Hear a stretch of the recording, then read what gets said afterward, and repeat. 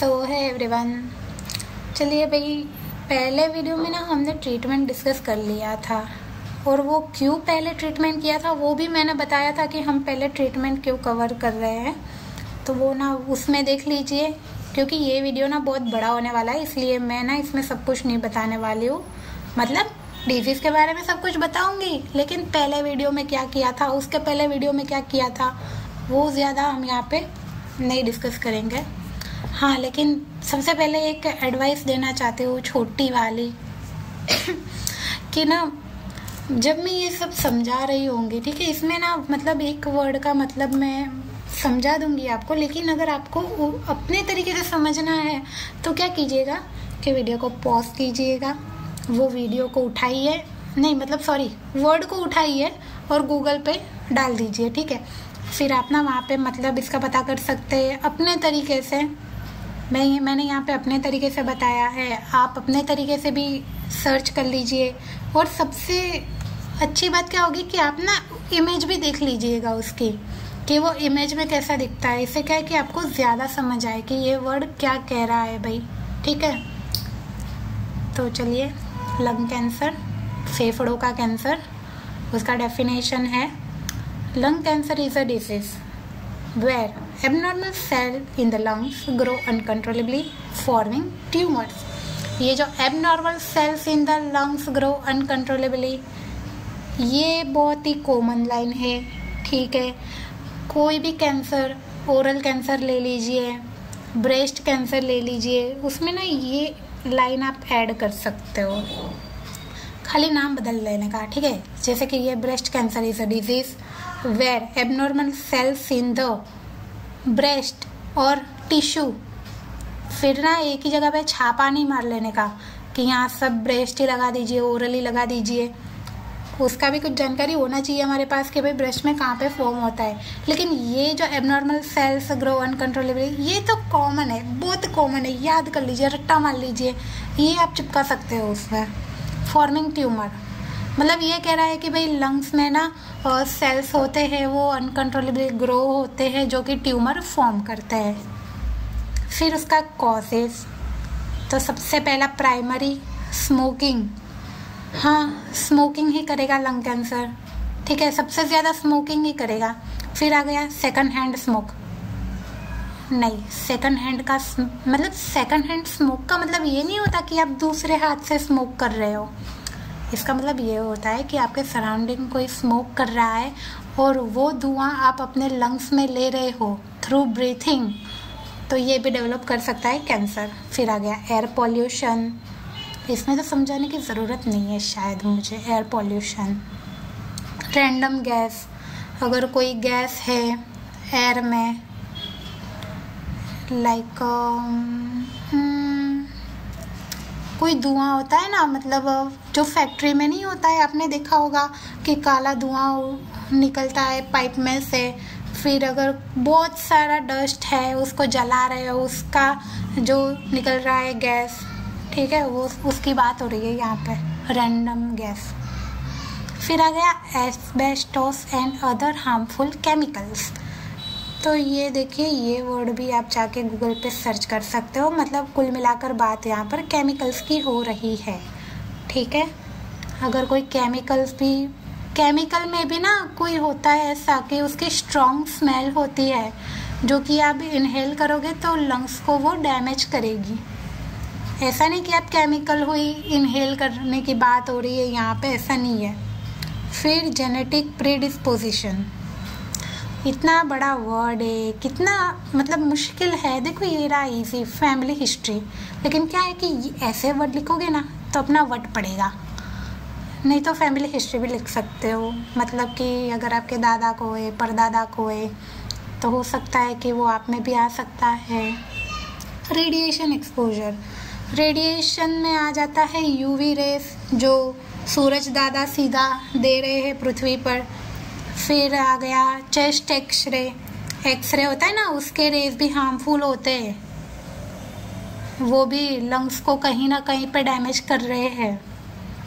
फिर आ गया occupational हाजार्ड्स। Occupational means कि अगर कोई फैक्ट्री में काम कर रहे हो, केमिकल फैक्ट्री है या फिर कोई और फैक्ट्री भी जहाँ पे डस्ट हो रही है, तो वो भी एक कॉज है जो कि लंग्स में कैंसर डेवलप करता है। फिर आ गया टाइप्स। हाँ भाई, इसमें भी टाइप्स है, इसमें मैं कुछ नहीं कर सकती भाई, टाइप है तो है, मैं क्या करूँ, इसमें पढ़ना पड़ेगा।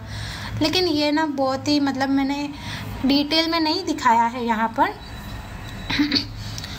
तो इतना लिखोगे तो भी चलेगा, ज़्यादा डिटेल में जाने की ज़रूरत नहीं है।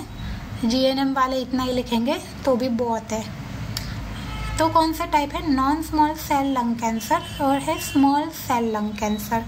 नाम से ही पता चल रहा है non small cell lung cancer, मतलब कि जहाँ पे सीधा बड़े बड़े सेल पे ही अटैक कर रहे हैं, टिश्यू हो गया, ग्लैंड्स हो गई, ठीक है।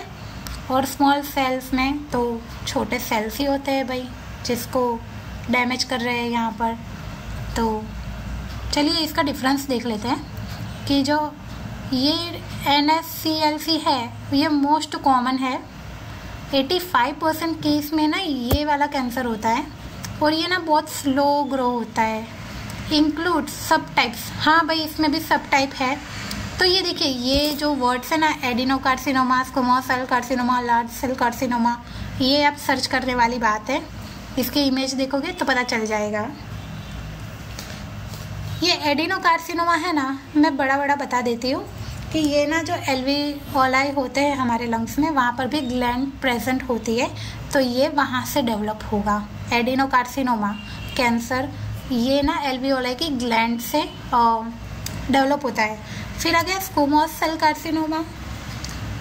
तो ये ना जो हमारे ब्रोंकाई होती है ना, जो डिवाइड होते हैं दोनों लंग्स में, ये वहाँ पर जनरेट होगा। और लार्ज सेल कार्सिनोमा, तो ये लंग्स में कहीं पे भी हमें देखने को मिल जाएगा, लार्ज सेल कार्सिनोमा। फिर आ गया स्मॉल सेल कैंसर। तो ये लेस कॉमन, ये बहुत ही कम लोगों में देखा जाता है। 50% केसेस में ये जल्दी से स्प्रेड होता है, ग्रो होता है। Often link to smoking, smoking से जुड़ा होता है भाई। स्मोकिंग ज़्यादा करेंगे तो ये होगा, स्मोकिंग से भी स्प्रेड होता है ये वाला। चलिए अब आते हैं स्टेजिंग। नहीं देख के घबराइए मत, स्टेजिंग। तो मैंने ना एक TNM क्लासिफिकेशन का वीडियो डाला हुआ है, बहुत छोटा सा वीडियो है, बड़ा नहीं है, छोटा सा ही है। तो ये ना पूरा ये वहीं पे यहाँ पे कॉपी पेस्ट कर लेना है हमें, लेकिन ना हमें ना लंग्स से जुड़े हुए वर्ड्स इसमें डालने हैं, ठीक है। T0, T1, T2, T3, T4 सब लिखना वही है। TNM क्लासिफिकेशन आप देख लीजिए एक बार, वो बहुत इजी है। तो हमें ना सिर्फ लंग्स के जो वर्ड है वो डालने हैं। नो एविडेंस, T0 है मतलब कोई प्राइमरी ट्यूमर अभी तक एविडेंस नहीं हुआ है। T1 है, ट्यूमर इज स्मॉल। T1 है तो स्मॉल ट्यूमर है अभी, ठीक है। T2 है तो थोड़ा सा बड़ा होगा। T3 तो और ज़्यादा बड़ा होगा। T4 तो मतलब स्प्रेड होगा, widely spread, near by organs, structure. फिर लिम्फ नोड की बात हो रही है यहाँ पर, यहाँ ऊपर ना ट्यूमर की बात हो रही थी कि ट्यूमर का साइज जो है वो धीरे धीरे बड़ा होता है और स्प्रेड होता है। T मतलब ट्यूमर। N में क्या आ गया? N0 है तो नो लिम्फ नोड, कोई लिम्फ नोड अभी तक इसमें इन्वॉल्व नहीं हुई है, सिर्फ ट्यूमर ही जनरेट हुआ है, लिम्फ नोड पे उसने अटैक नहीं किया है अभी। फिर N1 आ गया तो कैंसर है spread nearby lymph node, ठीक है, एक लिम्फ नोड को अफेक्ट करेगा। N2 का मतलब हो गया कि 2 और 2 से ज़्यादा लिम्फ नोड इसमें शामिल हो गए हैं। N3 का मतलब हो गया कि मतलब भाई पूरे जो लिम्फ नोड्स है वो अफेक्ट हो गए हैं, मेटास्टेसिस। तो M0 है तो मतलब कि स्प्रेड नहीं हुआ है, M1 है तो मतलब स्प्रेड हो चुका है। आप ये भी लिख सकते हो, ये पूरा वाला बहुत इजी है, सही में यार बहुत इजी है। या तो फिर आप सीधा ये लिख सकते हो, देखिए स्टेज 0, लेकिन ये मगजमारी नहीं करनी है हमें अंदर T0, N0, M0 लिखने की, सीधा ही लिख देने का carcinoma in C2, cancer in C2, carcinoma in situ भी लिख सकते हो, कैंसर इज इन सीटू भी लग सकते हो, ठीक है। Not spread beyond its origin, मतलब अभी तक स्प्रेड नहीं हुआ है कहीं पे भी, एकदम छोटा सा अभी ना मतलब दिखा है हमें। अगर अर्ली स्टेज है और आपने कोई इन्वेस्टिगेशन करवाया है तो ये लिखा होगा कार्सिनोमा इन सीटू। फिर stage 1 localized cancer, stage 2 cancer spread nearby lymph nodes. ये मगजमारी मत कीजिएगा, उसमें सीधा ही लिख देने का, ठीक है। T3 T4 ये सब लिखने की ज़रूरत नहीं है। तो आई होप ये समझ आ गया होगा। Cancer has spread to more lymph nodes, stage 3। और स्टेज 4 में तो मतलब एक ही है भाई कि स्प्रेड हो गया है, लास्ट स्टेज आ गया। तो ये था स्टेजिंग। पेज भरने के लिए आप ये लिख सकते हो। ये दिखने में हार्ड है लेकिन ये बहुत इजी है। ये वीडियो थोड़ा लंबा होगा, मैं ना इसे 2 पार्ट में डिवाइड करने वाली हूँ। साइन एंड सिम्टम्स, तो इसमें भी 2 तरह के हैं, लेकिन आप एक भी लिख सकते हो, ठीक है, सीधा कॉमन साइन एंड सिम्टम्स। लेकिन ये ना लोकलाइज सिम्टम्स और जनरलाइज सिम्टम्स, मतलब लोकलाइज क्या होता है कि सिर्फ जब लंग्स में ही कैंसर होगा तब क्या सिम्टम्स है, और स्प्रेड होगा तब क्या सिम्टम्स होंगे। तो लोकलाइज रहेगा तो पेरिस्टेंट कफ, ठीक है, कफ होगा। फिर चेस्ट पेन होगा, shortness of breathing, difficulty breathing even during regular activities. फिर कफिंग अप ब्लड, आपके कफ में ब्लड प्रेजेंट रहेगा। विजिंग, विजिंग मतलब विस्लिंग साउंड, अगर आप सांस ले रहे हो तब एयरवेज जो है वो थोड़ा ब्लॉक हो जाएंगे, तो उसमें क्या है, विस्लिंग साउंड एक जनरेट होगा, उसे विजिंग कहते हैं। Hoarseness, change in the voice, ठीक है। फिर आगे जब स्प्रेड होगा तब क्या देखने को मिलेगा कि फटीग, थकान लगेगी, अनएक्सप्लेन्ड वेट लॉस होगा, लॉस ऑफ एपेटाइट मतलब भूख नहीं लगेगी, बोन पेन, हमारे जो हड्डियों में दर्द होगा, bone pen, swelling in the face और नेक, सूजन आ जाएगी फेस और नेक पे, ठीक है। यहाँ पे उसका कॉज भी लिखा है, block veins due to tumour spreading. तो स्वेलिंग क्यों होगी, जब वेन्स है वो ब्लॉक हो जाएगी, क्यों, क्योंकि ट्यूमर स्प्रेड हो रहा है तो वेन्स जो है वो ब्लॉक हो जाएगी। Headache, dizziness, confusion.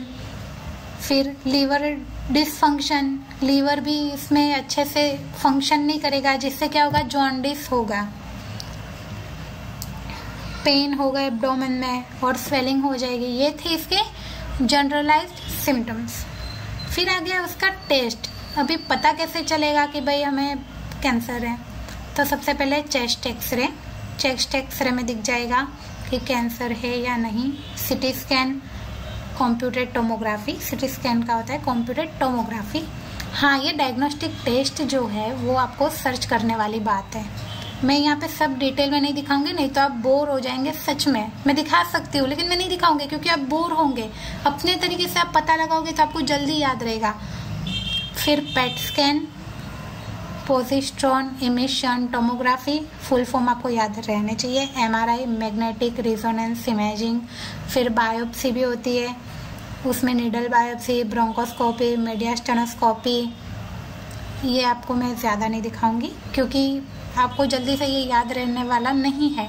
जब आप 2-3 वीडियो देख लोगे, मतलब 2-3 कंडीशन पढ़ लोगे, तब आपको इसका एग्जैक्ट मतलब पता चल जाएगा। आप बार बार सर्च करोगे, आपको याद आएगा कि हाँ भाई ये मैंने सर्च किया था, ये फोटो मैंने देखी थी, इसमें ये होता है, तो आपको याद रह जाएगा। फिर स्पुटम साइटोलॉजी, मतलब स्पुटम की स्टडी होगी, एग्जामिन होगा। Bone scan, blood test, blood test में आ गया कॉमन सा CBC, मोलिकुलर टेस्टिंग, ठीक है। तो ये सब टेस्ट है डायग्नोस्टिक। तो आज का वीडियो इतना ही रखते हैं यार, ज़्यादा लोड नहीं लेंगे हम, लेकिन आप ना ये सब ना एक बार सर्च कर लीजिएगा कि ये क्या कहना चाहते हैं भाई, डायग्नोस्टिक टेस्ट क्या होता है।